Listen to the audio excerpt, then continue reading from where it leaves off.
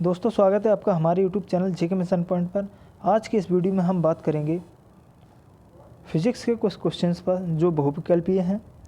कुमार मित्तल की जो पहला लेसन है उसके ये पहली प्रश्नावली है। तो आज के इस वीडियो में हम चलो बात कर लेते हैं कुछ क्वेश्चंस पे। और ये क्वेश्चंस, इसमें टोटल 25 क्वेश्चंस दिए गए हैं। देख लो दोस्तों, ये 25 क्वेश्चंस हैं। तो आज ही हम 25 क्वेश्चंस को क्लियर करते हैं, इन पर डिस्कशन करते हैं। चलिए वीडियो अपना शुरू करते हैं। इसमें जो फर्स्ट क्वेश्चन है दोस्तों, वो क्या है आपका, धन आवेशित वस्तु में है। तो याद रखना, कोई भी धन आवेशित वस्तु होती है, सबसे पहले हम समझ लेते हैं कि कोई वस्तु होती है जिसमें जितने इलेक्ट्रॉन होते हैं उसमें उतने ही प्रोटॉन होते हैं। और एक इलेक्ट्रॉन पर जो चार्ज होता है वो होता है माइनस का 1.6 इंटू 10⁻⁻⁹ कूलाम। और प्रोटॉन पर जो चार्ज होता है वो इतना ही चार्ज होता है, बट वो कैसा होता है, पॉजिटिव होता है, प्लस का 1.6 इंटू 10⁻⁻⁹ कूलाम। तो अब देखो, जैसे मान लीजिए हमारे पास जो वस्तु है, मान लीजिए एक हमारे पास वस्तु है, ये इस पर मान लीजिए 20 इलेक्ट्रॉन है, तो इस पर 20 प्रोटॉन भी होंगे। अब मैं कहता हूँ कि इस वस्तु से, इस वाली वस्तु से 4 इलेक्ट्रॉन निकालकर मैंने इसको दे दिए, तो इस पर जो इलेक्ट्रॉन बचे होंगे दोस्तों, वो कितने बचे होंगे, वो बचे होंगे 16 इलेक्ट्रॉन। अब तो इसके पास, वस्तु के पास 16 इलेक्ट्रॉन के बराबर माइनस का चार्ज है और 20 इलेक्ट्रॉन के बराबर प्लस का चार्ज है। तो सीधी सी बात है कि 20 में से 16 निकल जाएंगे तो 4 प्रोटॉन इसमें बचे रह जाएंगे जो प्लस के चार्ज होगा। तो ये वस्तु कैसी हो गई, पॉजिटिव चार्ज हो गया इस पर, यानी कि धन आवेश आ गया। तो धन आवेश वो कितना आ गया, 4 इलेक्ट्रॉन के बराबर। हमने क्या किया, इससे इलेक्ट्रॉन कम कर दिए, यानी कि 4 निकाल दिए, तो इसमें कमी हुई इलेक्ट्रॉनों की। तो इलेक्ट्रॉनों की कमी क्या दिखाती है, वस्तु पर धनावेश दिखाती है। आई होप ये क्वेश्चन आपको समझ में आ गया होगा। तो इसमें जो फर्स्ट क्वेश्चन हमारा बता रहा है, इसमें जो हमारा फर्स्ट क्वेश्चन है उसमें जो ऑप्शन दिया गया है वो क्या है, देख लेते हैं भाई। इसमें जो ऑप्शन नंबर है, इलेक्ट्रॉनों की कमी, यानी कि इलेक्ट्रॉनों की कमी होगी अगर वस्तु से तो उस पर धनावेश आएगा। तो धनावेश वस्तु में होते हैं, यानी कि इलेक्ट्रॉनों की कमी होती है। सेकंड क्वेश्चन, 2 समरूप धातु के गोलों को क्रमशः प्लस क्यू और माइनस क्यू आवेश दिए गए हैं, तो दोनों गोलों के द्रव्यमान बराबर होंगे। पहला नंबर ऑप्शन, द्रव्यमान बराबर होंगे। धनावेश गोले का द्रव्यमान ऋणावेश गोले के द्रव्यमान से कम होगा।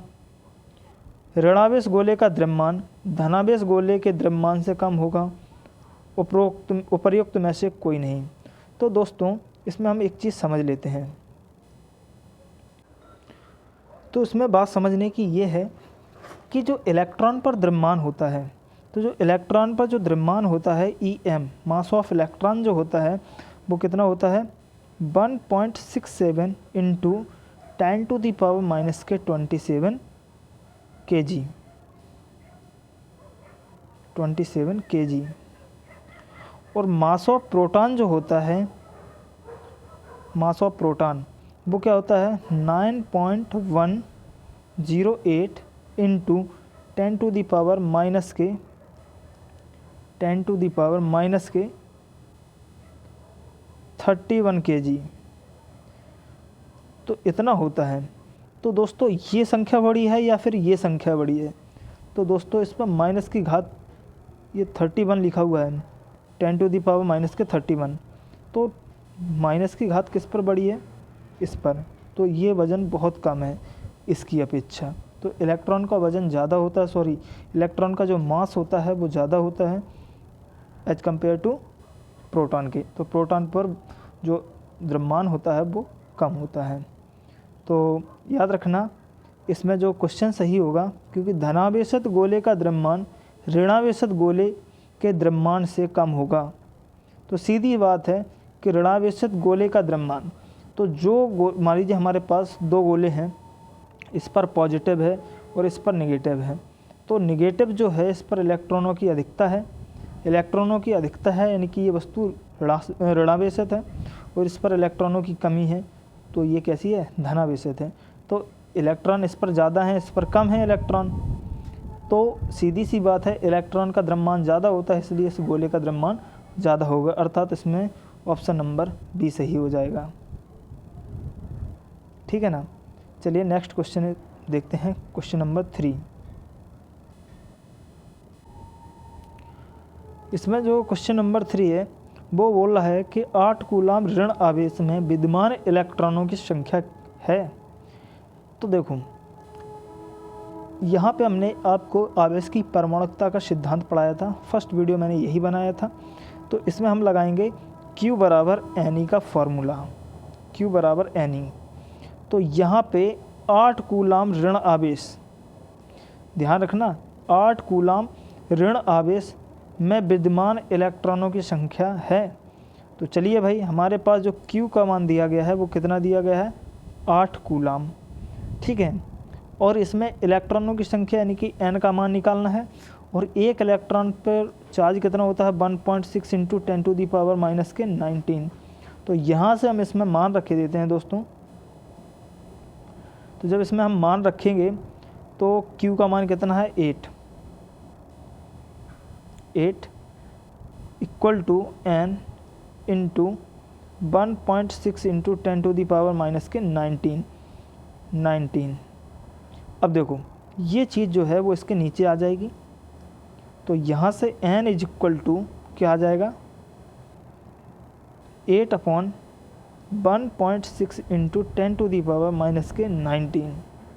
तो यहाँ से यहाँ दशमलव काट के एक जीरो बढ़ा देंगे, 16×5 = 80, और ये चीज़ जो है ऊपर चली जाएगी, तो हमारा जो मान होगा वो निकल के आ जाएगा N is equal to 5 × 10⁻⁹।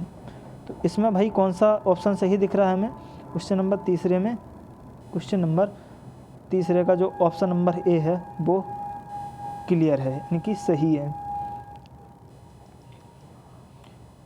Next question आपका देखते हैं। चलिए दोस्तों, चौथा नंबर क्वेश्चन क्या कह रहा है, निर्वात की वैद्युतशीलता का मात्रक है। तो निर्वात की वैद्युतशीलता का जो मात्रक होगा वो हमने निकालना आपको बताया था। कैसे बताया था कि भाई जो कूलाम का नियम है उससे हमने फार्मूला निकाला था, F = 1/4πε0 इंटू Q1 Q2/r²। तो जो ε0 होता है ये क्या है, निर्वात की वैद्युतशीलता होती है, जो कि हमें यहाँ लिखे हुए दिया गया है। अब इसी का हमें मात्रक निकालना है, तो चलिए भाई निकाल लेते हैं। तो इसका मात्रक कैसे निकालेंगे, तो इसको हम क्या करेंगे, ये जो हमारी ε0 है वो उसको हम यहाँ पे लाएंगे और F को यहाँ पे भेज देंगे, यानी कि एक दूसरे को रिप्लेस करे दे रहे हैं। तो भाई चलो यहाँ पे करते हैं, ε0 इज इक्वल टू आ जाएगा, इसका कोई मात्रक नहीं होता है भाई, तो इसको हटा दीजिए। तो 1/ इसकी जगह पे हम F करे दे रहे हैं।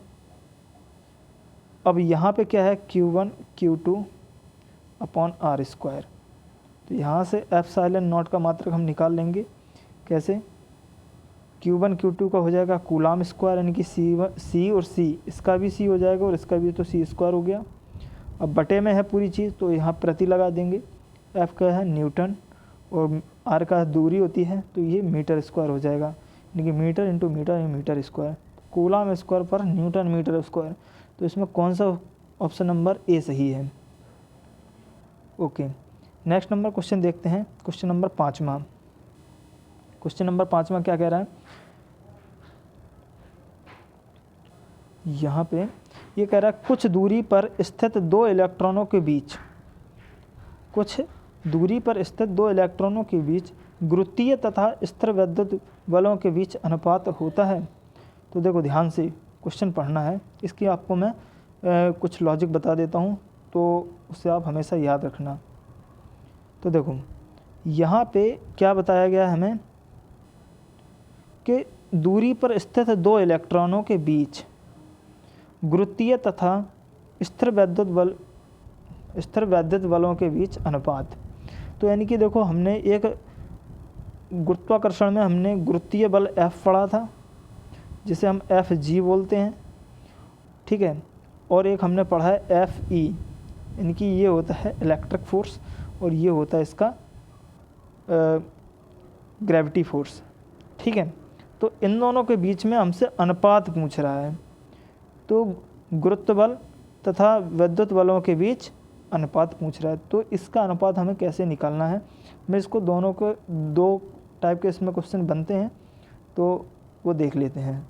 तो पहले इसका हम कॉन्सेप्ट समझ लेते हैं, फिर इसके बाद हम डायरेक्ट इसका आंसर निकाल सकते हैं। यहाँ पर बात ये होती है कि हमारे पास दो इलेक्ट्रॉन हैं, ठीक है। गुरुत्व बल क्या होता है, जो गुरुत्वाकर्षण बल है, गुरुत्वाकर्षण बल वो क्या होता है, और इलेक्ट्रिक बल यानी कि इलेक्ट्रिक फोर्स ये क्या होता है, ये हम समझ लेते हैं, वैद्युत बल और गुरुत्वाकर्षण बल। तो दोस्तों आपको एक बात बता देते हैं कि जो वैद्युत बल होता है, जैसे मैंने यहाँ पे दो इलेक्ट्रॉन ले लिए, तो ये सेम चार्ज हैं, तो इनके बीच जो वैद्युत बल होगा वो कैसा होगा, प्रतिकर्षण का होगा। और इस ई के जगह पे अगर हम पी ले लेते हैं, एक प्रोटॉन ले लेते हैं, तो इस पर प्लस चार्ज होता है, इस पर माइनस चार्ज होता है, तो दोस्तों इनके बीच अट्रैक्शन का फोर्स होगा, यानी कि आकर्षण बल होगा। तो दोस्तों मैं यहाँ से एक बात आपको बताना चाहते हैं कि जो वैद्युत बल होता है वो प्रतिकर्षण का भी हो सकता है और आकर्षण का भी हो सकता है। अब देखो, हमारा जो गुरुत्वाकर्षण बल होता है वो हमेशा अट्रैक्शन का ही होता है। जैसे मान लीजिए यहाँ पे कोई दो द्रव्यमान रखे हुए हैं, एक M1 है और दूसरा M2 है, ठीक है। तो इनके बीच जो फोर्स लगेगा वो दोस्तों हमेशा आकर्षण का ही लगेगा, यानी कि कौन सा, गुरुत्वाकर्षण बल हमेशा आकर्षण का ही होता है। तो याद रखना कि यहाँ पे वैद्युत बल अट्रैक्शन और रिपल्सन यानी कि प्रतिकर्षण और आकर्षण का हो सकता है, लेकिन गुरुत्वाकर्षण हमेशा कैसा होता है, आकर्षण का ही होता है। सेकंड पॉइंट इसका मैं समझा देता हूँ कि जो इलेक्ट्रॉन होता है, इलेक्ट्रॉन का द्रव्यमान मैंने अभी आपको बताया था कितना होता है, 1.67 इंटू 10⁻⁻27 kg, ठीक है। इतना द्रव्यमान होता है। तो चलिए, ये कॉन्सेप्ट ज़्यादा बड़ा हो रहा है, इसको हम किसी एक वीडियो में समझाएंगे, पार्टिकुलर इस क्वेश्चन पे बात करते हैं। तो फिलहाल मैं इसमें आपको बताऊंगा कि जो दो इलेक्ट्रॉनों के बीच गुरुत्वाकर्षण बल होता है और जो विद्युत बल होता है, तो विद्युत बल गुरुत्वाकर्षण बल की तुलना में 10⁻43 गुना होता है, यानी कि विद्युत बल बहुत बहुत ज़्यादा होता है। तो यहाँ से दो क्वेश्चन बनते हैं दोस्तों। पहला क्वेश्चन कि दो इलेक्ट्रॉनों के बीच लगने वाला विद्युत बल गुरुत्वाकर्षण बल की तुलना में कितने गुना होता है, तो यहाँ पे होता है 10⁻43 गुना। और कहा जाए कि दो प्रोटॉनों के बीच लगने वाला विद्युत बल, दो प्रोटॉनों के बीच लगने वाला विद्युत बल गुरुत्वाकर्षण बल की तुलना में कितने गुना अधिक होता है, तो वो होता है 10⁻36 गुना अधिक होता है, क्योंकि इलेक्ट्रॉनों का जो द्रव्यमान होता है वो ज़्यादा होता है एज कम्पेयर टू प्रोटॉन के, ठीक है ना। तो इतनी बात यहाँ से समझना है कि दो प्रोटॉनों के बीच जो विद्युत बल होगा वो इन दोनों के बीच लगने वाले गुरुत्वाकर्षण बल से 10⁻36 गुना होता है, और दो इलेक्ट्रॉनों के बीच लगने वाला जो विद्युत बल होता है वो गुरुत्वाकर्षण बल की अपेक्षा 10⁻43 गुना होता है, ठीक है। नेक्स्ट क्वेश्चन भाई देख लेते हैं। इसमें जो नेक्स्ट क्वेश्चन है वो क्या बोलता है, चलिए देखते हैं उसको हम।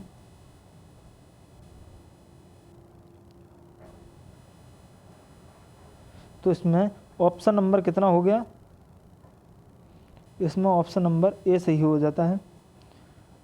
अब इसमें ये क्वेश्चन कहा गया, ये बहुत अच्छा क्वेश्चन है इसमें कि +1 माइक्रोकूलाम तथा +4 माइक्रोकूलाम के दो आवेश एक दूसरे से कुछ दूरी पर वायु में स्थित हैं, उन पर लगने वाले बलों का अनुपात है।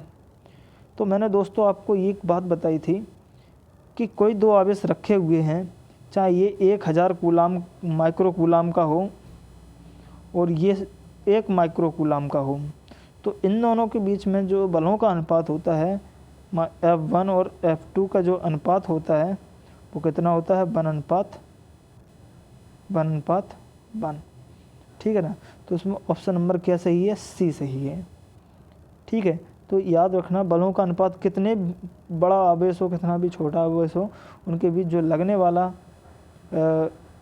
बलों का अनुपात होता है वो कितना होता है, 1:1 होता है। नेक्स्ट क्वेश्चन क्या कहता है कि यदि 1 माइक्रोकूलाम तथा +5 माइक्रोकूलाम के आवेश 10 सेंटीमीटर की दूरी पर रखे हैं तो उन पर लगने वाले बलों का अनुपात क्या होगा। ऑब्वियस सी बात है, डी ऑप्शन सही हो जाएगा, 1:1 हो जाएगा। ठीक है, जो अभी बताया है पिछला क्वेश्चन सेम 6 नंबर क्वेश्चन की तरह ही ये भी क्वेश्चन है। 8वां क्वेश्चन क्या कहता है, चलिए देखते हैं। एक निश्चित दूरी r पर स्थित दो समरूप धातु के गोले पर आवेश +4 कूलाम -2 कूलाम यानी कि -+4q -2q गोलों के बीच आकर्षण बल F है। ओके, यदि दोनों गोलों को स्पर्श कराकर पुनः उसी दूरी r पर रख दिया जाए तो उनके बीच बल होगा। चलिए क्वेश्चन को देख लेते हैं अच्छे से। हमारे पास दो गोले हैं और ये कितनी दूरी पर रखे हुए हैं, r दूरी पर रखे हुए हैं। तो एक गोला है उस पर कितना है, +4 कूलाम का आवेश है और दूसरे पर कितना है, -2q यानी कि 2 कूलाम जो भी कह सकते हो कहो, 2q का आवेश है। अब इनके बीच अभी फोर्स कितना लग रहा है, F। अब इन दोनों को हम क्या करा देते हैं, स्पर्श करा देते हैं भाई। चलो स्पर्श करा दिया, अभी स्पर्श नहीं हुआ, ये स्पर्श करा दिया। तो जैसे हम इसको स्पर्श कराएंगे तो कुछ आवेश इससे इस पे, कुछ आवेश इस पे, इससे ऐसे चला जाएगा, एक दूसरे पर चला जाएगा आवेश। तो इन पर जो आवेश होगा अब इनको हम हटा दे रहे हैं, यानी कि दोनों को वापस उसी जगह पे अभी रखे देते हैं। एक ये वापस हमने रख दिया r दूरी पर। तो अब जैसे हमने अभी देखना, ध्यान से समझना इस बात को कि इस पर +4q आवेश था, इस पर -2q आवेश था। तो अब दोनों जब हमने इनको चिपका दिया तो अब इन पर आवेश कितना होगा वो चीज़ देख लेते हैं। तो दोनों पर जो उपस्थित आवेश की अब मात्रा होगी चिपका देने के बाद, इन दोनों को स्पर्श कराने के बाद जो आवेश की मात्रा होगी वो कितनी होगी, +4q माइनस, यानी कि इसको और इसको दोनों को ऐड कर देंगे तो 2 कूलाम हो जाएगा बटे 2। तो अब देखो जो आएगा उतना ही, यानी कि इस पर जितना कूलाम आवेश होगा उतना ही कूलाम अब इस पर भी होगा। तो देख लेते हैं कितना कितना होगा। तो इनको निकालने की विधि यही होती है, इसको जोड़ को इसको जोड़ के और क्या कर देंगे, बटे 2 कर देंगे, यानी कि औसत निकाल लेते हैं। तो इस पर 2 कूलाम आवेश बचा, इन दोनों को जब जोड़ेंगे तो 2 कूलाम आवेश बचेगा और बटे 2। तो 2 से 2 कैंसिल आउट हो गया तो q बचा, यानी कि q इस पर भी होगा और q इस पर भी होगा। अब देखो दोस्तों, अब दोनों पर q है लेकिन उतने ही दूरी पर रखे हुए हैं ये। अब उतने ही दूरी पर जब हमने इनको रख दिया तो यहाँ पे क्या होगा कि जो फोर्स होगा अब हम निकाल लेते हैं। पहले फोर्स कितना था, F था, जब हमारे पास चार्ज 4q और -2q। तो यहाँ पे हम निकाल ले रहे F is equal to 1/4πε0 into Q1 यानी कि 4q इंटू 2q। तो इनको जब मल्टीप्लाई करेंगे तो 8q² हो जाएगा यहाँ पे दोस्तों, और अपॉन में दूरी का r² हो जाएगा। अब देखते हैं अब आवेश दोनों पर क्या बचा है, q बचा है। तो यहाँ पे अब F निकालते हैं, मान लीजिए इसको हम F1 मान ले रहे हैं, ठीक है, या F डैश मान सकते हो, F डैश मान ले रहे हैं, तो F डैश कितना हो गया होगा 1/4 pi epsilon naught into Q Q, यानी कि दोनों का मल्टीप्लाई करेंगे तो Q square upon R square, ये चीज़ आ गई। तो यहाँ पे देखो दोस्तों, ये क्या है, एक F है, तो हम इसको F लिख सकते हैं कि नहीं, और ये क्या है, या फिर इसको हम F लिख दे रहे हैं, ये क्या है, F डैश है, ठीक है। यहाँ पे देखो दोस्तों, ये जो F डैश है और यहाँ क्या मान है इसका, Q square upon R square, ये तो सेम है, यहाँ पे Q square upon R square है, तो यहाँ पे F की जगह पे हम क्या लिख सकते हैं, 8 इंटू, और ये जो पूरा लिखा है ना मैंने, ये आपका F डैश लिखा हुआ है, तो F डैश कितना हो गया, यहाँ से मान निकाल लो भाई F डैश का, तो F डैश का मान निकल आएगा हमारा F/8। तो देख लेते हैं भाई इसमें ऑप्शन कौन सा सही है। तो इसमें ऑप्शन नंबर दोस्तों है डी सही है, इसमें जो ऑप्शन नंबर है वो डी सही है, ठीक है, F/8। दोस्तों हमारा नेक्स्ट क्वेश्चन आता है, देखिए इसमें कह रहा है दो समान आवेश, चलिए इसको थोड़ा बड़ा कर लेते हैं।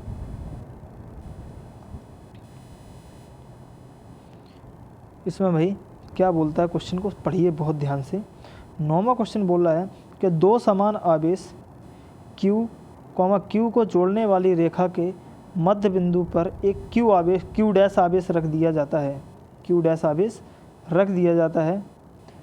यह तीन आवेशों का निकाय संतुलन में होगा यदि Q डैश का मान, तो भाई देख लेते हैं इसमें से कौन सा आंसर सही है। तो यहाँ पे हमारे पास दो आवेश हैं, 1 2, इस पर भी Q आवेश है और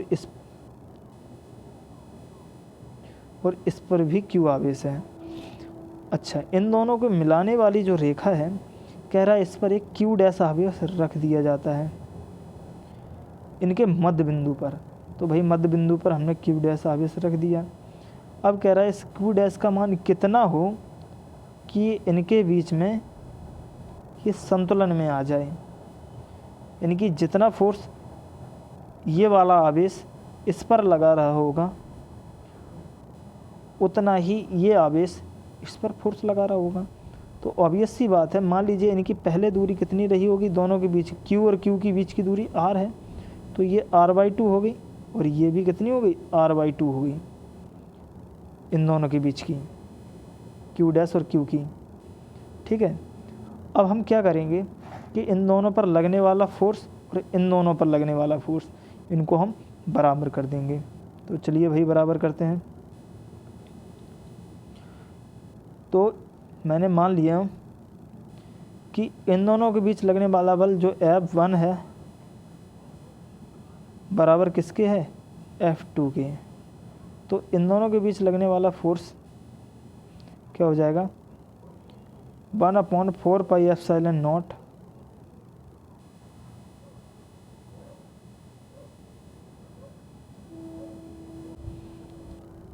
इंटू Q, ये वाला Q और ये वाला Q, तो Q डैश अपॉन R/2 का स्क्वायर, यानी कि R²/4 हो जाएगा, ये इक्वल टू F2 के, यानी कि 1/4 pi epsilon not, same condition यहाँ पर भी, Q dash into Q upon R²/4। तो दोस्तों हमने यहाँ तक बात समझ ली है कि ये जो दो फोर्स हैं F1 बराबर F2, लेकिन दोस्तों इनके बीच में क्या कहा गया है इस क्वेश्चन में कि तीनों आवेशों का निकाय संतुलन में होगा। तो ये दोस्तों संतुलन में तभी होगा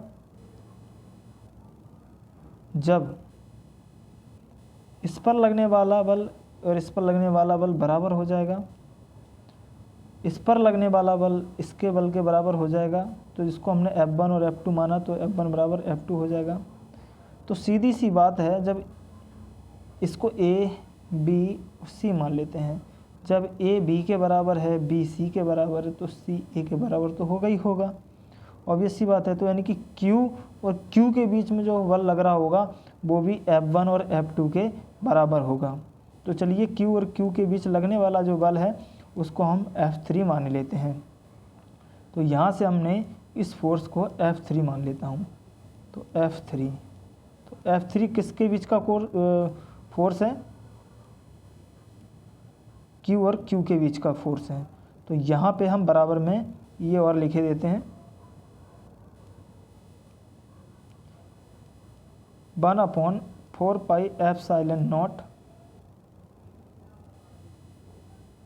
इंटू Q, यानी कि ये वाला जो Q है और यहाँ पे जो Q हमने लिख दिया है ये वाला Q, इनके बीच लगने वाला जो फोर्स होगा वो दोस्तों क्या होगा? Q² अपॉन बीच की दूरी इनके कितनी है? Q और Q के बीच की दूरी R है, तो R² हो जाएगा। अब क्या होगा, चलिए इसको छोटा कर लेते हैं थोड़ा समझने के लिए।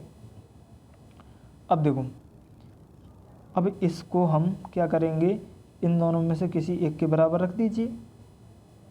तो 1/4 pi epsilon naught into Q dash into Q, इसके बराबर रख देते हैं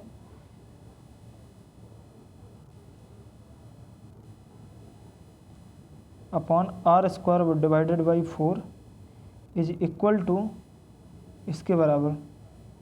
तो 1/4 पाई एप्सिलॉन नॉट